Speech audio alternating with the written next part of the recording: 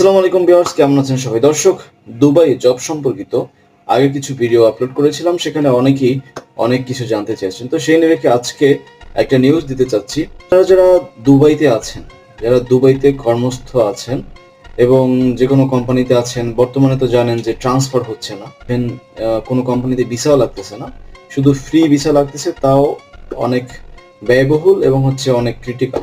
So তাদেরকে একটা good suggestion দিব। আপনারা কিন্তু চাইলে, যারা দুবাইতে আছেন তারা কিন্তু কিছু কিছু কোম্পানিতে ভিসা লাগাতে পারেন। তার আগের ভিডিওতে বলেছি, তো তার মধ্যে ট্রান্সগার্ডের কথা বলেছি, ইমদাদের কথা বলেছিলাম। তো এখন কিন্তু আরো কিছু কোম্পানি অ্যাড হয়েছে।